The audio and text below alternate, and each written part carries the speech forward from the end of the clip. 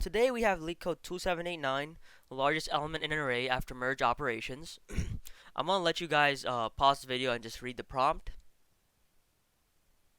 So once you read the prompt, we're just going to go over the test case. First test case says nums is equal to 23793, output is 21. We can apply the following operations on the array. So this is the explanation for why the output is 21. If we choose the first index, 2, 3, we combine them, we get 5, we drop the 2. Now we have the resulting array, 5, 7, 9, 3, and as you can see, it's right here. Now we have index 1. We choose index 1, which is 5, which is 7. We combine the 7 and 9, we get 16, we drop the 7, we get the resulting array, 5, 16, and 3. We have the index, now we choose index 0, which is 5. We combine the 5 and 16, we get 21, and then we drop the 5. And our resulting array is 21 and 3. We can no longer do any more operations because if we choose index 0 to be our I plus 1 is 3, and 3 is not greater than or equal to 21, right? So this is a very easy problem. It's not that difficult. Now, the naive way someone might go about it is they might just, traverse from the array from the front to the back, and then just whenever they find a, you know, a place where they can do the operation, they'll just do it. Now, that's not optimal. I'm pretty sure that's not the correct way. That's not a correct algorithm. And also, yeah, that just won't give you the correct. That won't give you the correct algorithm. You won't get the correct answer. You will get wrong answer. So, yeah, and if you do think about it in a way where you constantly loop over until you can find the optimal answer, that's also not efficient. So the way we do it is, and I'm going to give you a proof as to why we want to look for indexes such that we can combine numbers from the back instead of the front. So I'm just going to go over the solution first to kind of explain to you and how it's essentially done. So let's say we have this array. Yeah, we have this array 2, 3, 7, 9, 3, right? So we have 2, 3, 7, 9, 3. All we're going to then do is we're going to start from the back. So we have 3. At the moment, there's nothing to the right of the 3, so we just keep moving forward. We get 9. 9 is not less than or equal to 3, so we don't do anything. 7, although on the other hand, is less than or equal to 9, so we combine and we drop the 7. So now we have this array. We keep moving forward. We now have 3. Is 3 greater than whatever's to its less than or equal to whatever's to its right? It is. 3 is less than or equal to 16, right? So now we combine. We get 19. Now this is our new array. And then we go to 2. Finally, we have 2. We check, hey, is 2 less than or equal to whatever to its right? It is. And we get 21. Now, this method is always proven to give you the correct answer, and doing it the way from where you traverse from the front to the back will not give you the correct answer. And I'll go a bit into the proof as to why. So let's just say you have this test case, 5, 3, 3. You have you have this test case. Now, if you go from the front, you can combine the 2 and 5 and you get 7, 3, 3, right? But then the issue is you then cannot use these numbers anymore, these 3s. Essentially, they're just left there. You can't. That's not the optimal answer. The correct answer and the optimal answer would be adding the 3s up first, giving you 6, and then you had 5 and 2, and then you'd add the 11, and then the 2, and then you get 13. Now, what you want to do is essentially you want to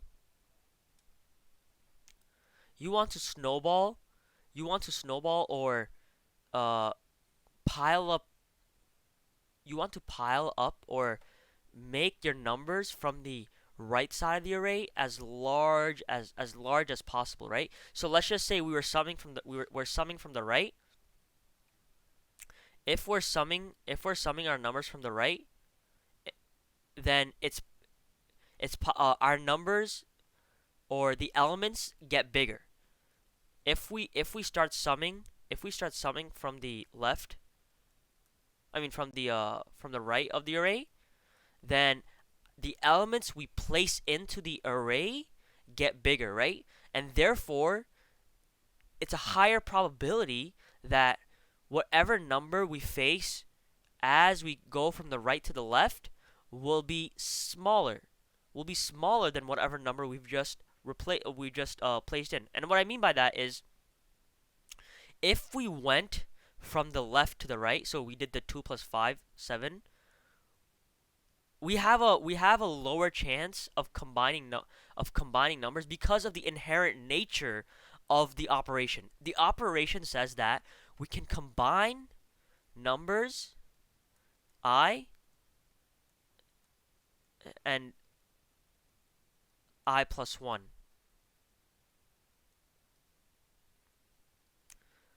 If we do it from the left, if we start snowballing these numbers from the left, then it's very unlikely that if we keep making these numbers bigger from the left, that we're gonna then be able to add to a number that's on the right. So we're essentially restricting ourselves with the values that we can add to it. So and if you were to think about from the right to the left, if you essentially your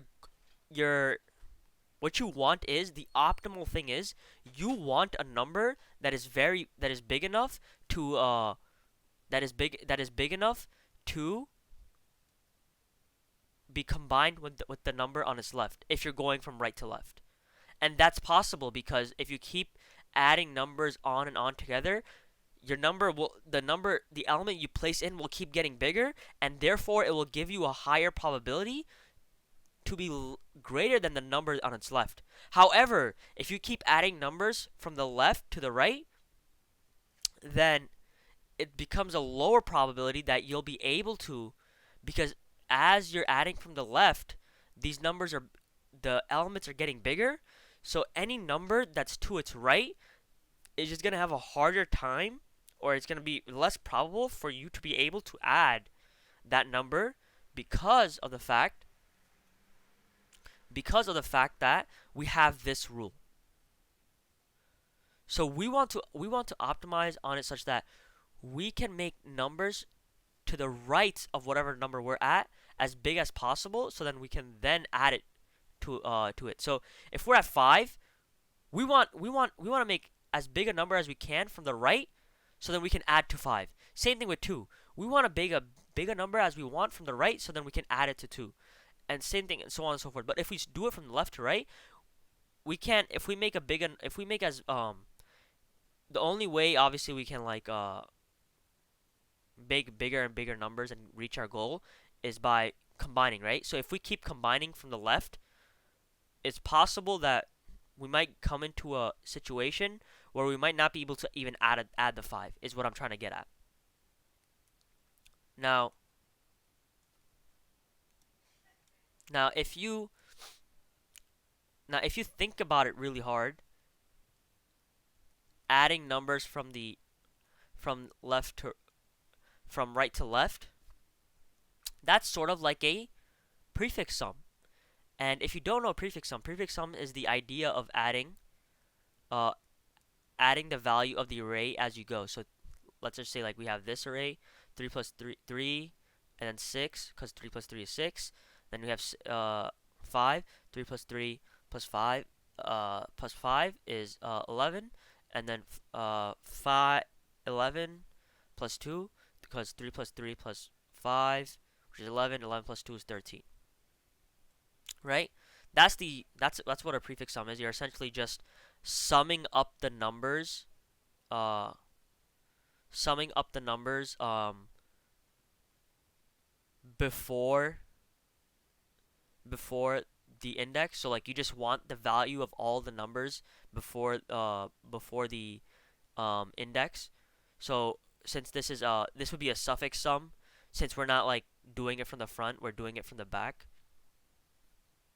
And since we're doing a suffix sum, we want the numbers, if we're at this index 0, we want the suffix sum of all the numbers from 1 to 3. And then if our index, if we're at 2 and we want the suffix sum, then we just want the value of all the integers from 3 to the end, right? Which is just 3. But anyways, so we have 2, 5, 3, 3. Let's do it the suffix sum method. So we have 3. We add 3 to 3. We add 3 to 3 because we see that we're able to add it because of the criteria that we've met, and we get 6. So we place 6 there, and now we have this array. And then once we have 6, we then check, hey, is 6 greater than 5? Is 6 greater than 5? It is. Then we add it. We get 6. Is 11 greater than 2? It is. Now we get 13. So that's an easy test case. Let's do a test case where we won't exactly always, have these numbers that, add up together like that. So let's do the test case. 1, 5, 1, 3. And so here we have 3. Then we go here. Our prefix sum is 3. Our suffix sum is 3. Is the suffix sum 3 greater than 1? It is. So we add it. Now we have 4, 3.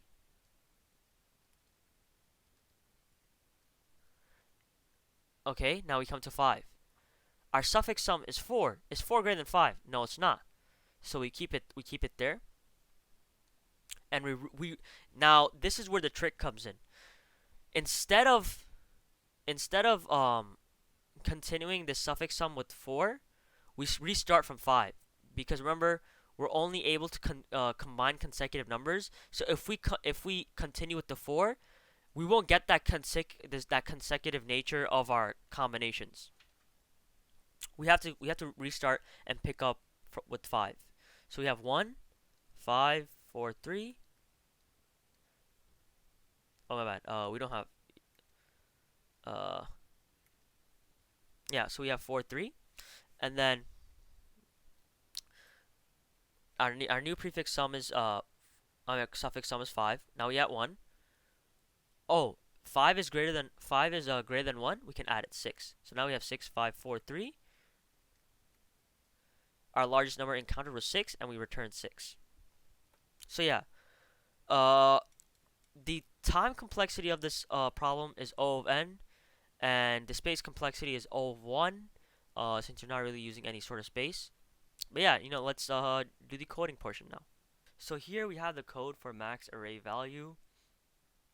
As you can see, we first start off with the prefix sum variable, set it to 0, and then we write a for loop where we go backwards. So when we go backwards, this is what we do. So the first part of the if statement is we check, hey, is our prefix sum is it less than the current number we're at? If it's less than the current number we're at, we know that no combination of numbers when using the rule from the problem statement can give us a number that can be added or combined to num's I. And for example, uh,